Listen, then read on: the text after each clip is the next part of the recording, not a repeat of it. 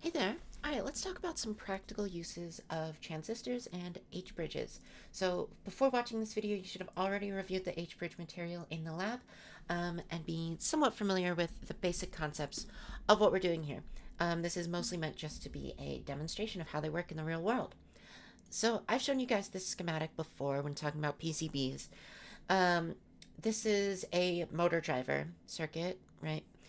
And the main thing I want to talk about here is this integrated circuit here, which is acting as our full H-bridge, so that really abstracts away a lot of the concepts of the H-bridge. And I'll show you guys the spec sheet for this in just a second. I want to talk about this as well as this little section here. So, of our H-bridge, we've got a couple inputs, and then technically we have 4 outputs, but we're wiring 2 of them together. So output 1 and 4 are wired together and 2 and 3 are wired together. That's essentially, it allows you to parallelize those outputs so that each one has a smaller current draw. It just makes it so that this whole H-bridge can take a higher current. Um, so these outputs, motor red and motor black. Now, if you'll recall, when I talked about how this schematic works before, um, anything that has the same name is implicitly wired together. So that means this motor red here, MTR red, is connected to this guy over here, which also says MTR red. So, important thing to talk about here is this J3 component. This is a pin output, and this means that all of these wires will go directly into a microcontroller, which is a small piece of hardware like a Raspberry Pi or an Arduino, if you guys have used those. In my case, I'll show you, it's this little board here. It's called an SMT Discovery. It's a very small little computer. Now, these guys are a little bit sensitive. If you draw a lot of negative voltage onto it, it can be really damaging to it. So if we look at this diode bridge here, these diodes are what are called flyback diodes. Essentially, they are there to prevent something called back EMF, right? So as we've seen with reactive components, with capacitors and inductors, when we finish applying a stimulus to them, if we apply a voltage and then cut it off, sometimes we are going to generate a back voltage, right? It'll cause current to flow in the opposite direction. Additionally, this is being used to drive a motor. And if you're familiar with your physics, if you recall what happens when you have a metal disc that is spinning in a magnetic field, it actually generates a back EMF, which is a back electromotive force, basically a negative voltage, right? And so what happens here? If, let's say, we have a positive voltage on MTR black, well, nothing happens. This isn't really all that interesting. This D1 will never turn on because if motor black is positive, we're not going to drive anything backwards there. And although this D3 will turn on, it really isn't going to do anything interesting, right? We're just going to, this is essentially there to limit our voltage here to within 0.7 volts of VDD, which is in this case actually 6 volts, but that's not super important. So D3 limits our maximum voltage, and D1 doesn't really do anything. But now let's say that MTR black goes negative. In this case, this is dangerous for us, right? We don't want to drive a negative voltage into our output here. So what happens when this goes negative is this D1 here, this turns on, right? Because we have a negative voltage here. This is going to turn on, and instead of passing this negative voltage into our output, it essentially all drains directly to ground, right?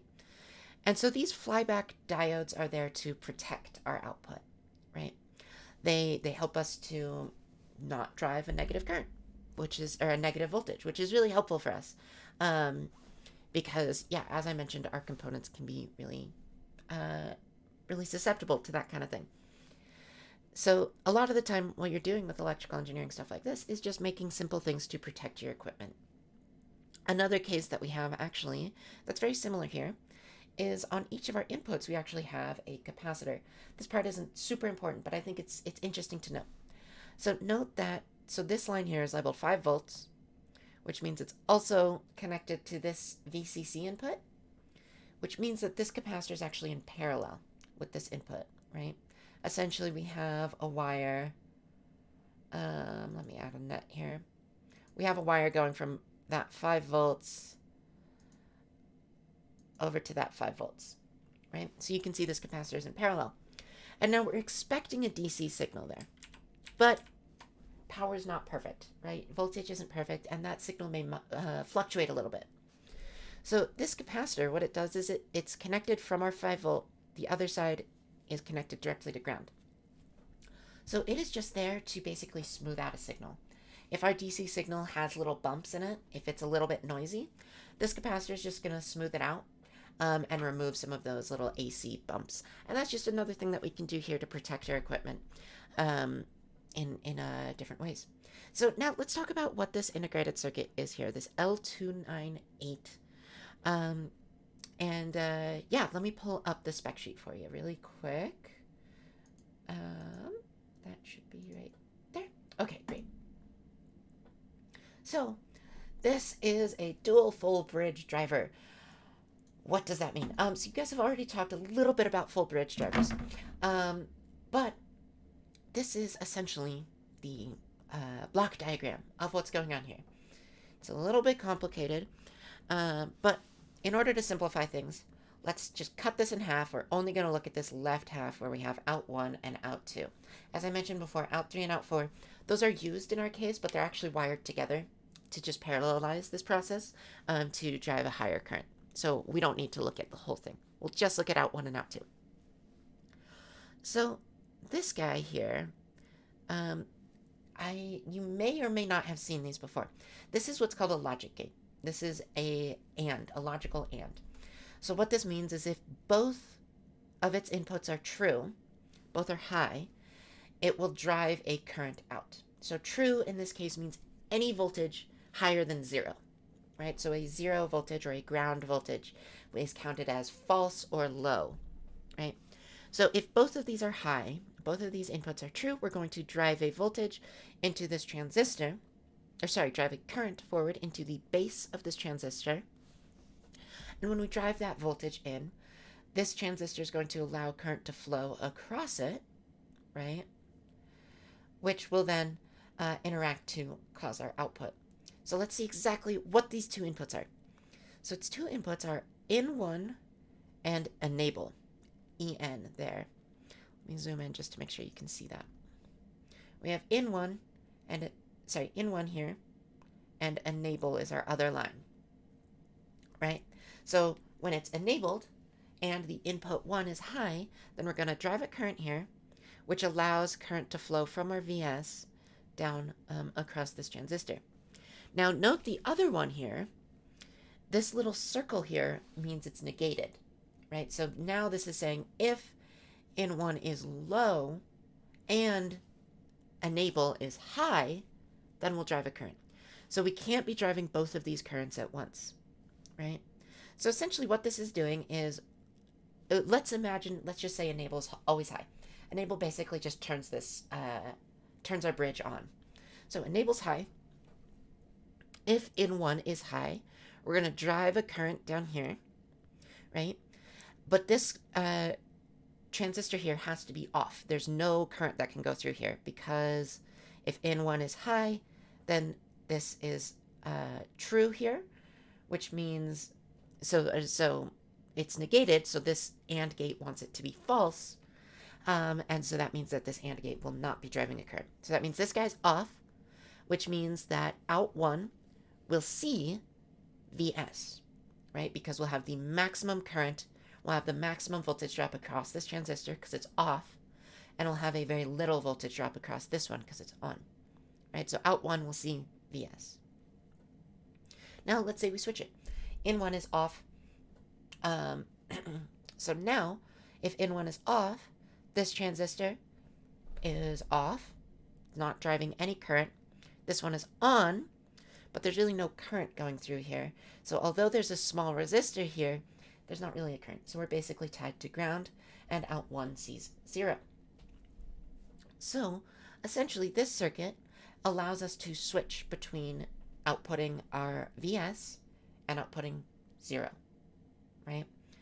And it allows us to do that with a low voltage binary or digital output or input. So our in1, this could be a tiny voltage. It could be 1 volt, right? And our enable could also be 1 volt. So we can drive a very small voltage into our H bridge, and then we're able to reflect, we're able to output a really high voltage, our VS, which, as if you'll recall, I said was 6 volts from earlier. Now don't worry about out 2, that's doing the same thing, except it's using in 2. So essentially, what this H bridge wants is it wants in 1 and in 2 to be different. And then it will drive a high voltage out to one of our outputs, which will cause our motor to spin in one direction. Now, if we switch the signs of in1 and in2, so we switch so maybe in2 is on and in1 is off, it'll switch directions of the motor, right? So that's basically what this is doing. It's a switching circuit, and it allows us to map from our low voltage DC input to a high voltage DC output from VS, so we can drive really high voltage and high current draw mechanisms. And then, of course, as I mentioned, this is connected into our flyback diodes to protect it from back EMF. All right, so let's see this working in practice. So first things first, this is our schematic. I've shown you this again before, talking about PCBs. That full bridge is this IC1, this big guy up here, this big one up on the left. These are our diodes here. We've got D1, D2, D3, and D4 is over on the other side. So there are our diodes, and all of these, the motor connections will all be output here. These are the pin connections that I talked about before, motor black, motor red. All right, cool. So let's show it on the actual board. Okay, so here's my PCB. I've got it all wired up, and you can see actually this tall guy there with the hole in the back, that is the full bridge, the L298 there, right? And this is all connected to this motor, just a little guy. And I've got a bunch of things wired up, and it's going to my STM Discovery, right? This is just to provide power at this point. I'm not doing any sort of logic or any control. That's just providing power. And then I also have this big DC jack. That's a barrel input that's providing the 6 volts that is used to drive the motor. Okay, so, and what I have here is I've got a few connections. Basically, I have enable set to high. I have our in1 and set to high, and in2 set to low. So this should operate in one direction. Oh, sorry, this blue line here is actually the enable. So I can touch it into something to turn on our motor. So when I touch it to this line here, which is our high voltage, that's very quiet. You might not even be able to hear that. You could see the motor jumped a bit there when I connected it. I'm trying to get it to a place where it'll move a little bit more when I connect it. There we go. So that's just showing that it jumps so that you can actually see something on video, because otherwise you won't even notice that it's spinning. So when I connect enable, it spins in that direction. Right? Now if I switch my enable 1 and enable 2 lines, so that's going, or my in 1 and in 2 lines, that's this purple and white wires here. Let's switch those. So now in 1 is low and in 2 is high. Now when I do this, it is actually spinning in the other direction now. So the way that you would use this is, let's say if you were doing something with a digital control, you would do a process called pulse width modulation, where essentially you take your input and you turn it on and off really, really fast. And if the ratio of on to off is really high, that means you're going to drive a really fast speed. And if your ratio is lower, you're going to drive a lower speed.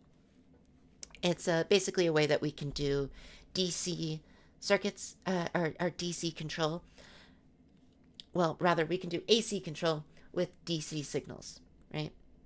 All right, cool. So I hope this was helpful seeing how this H-bridge works in real life and how we can connect it to our motor. And recall when I was showing you that motor stuff, um, essentially my whole board is protected from that back EMF, from those flyback diodes that are on the board. Those are actually a really important part that's there to really protect your circuitry. Great, thank you.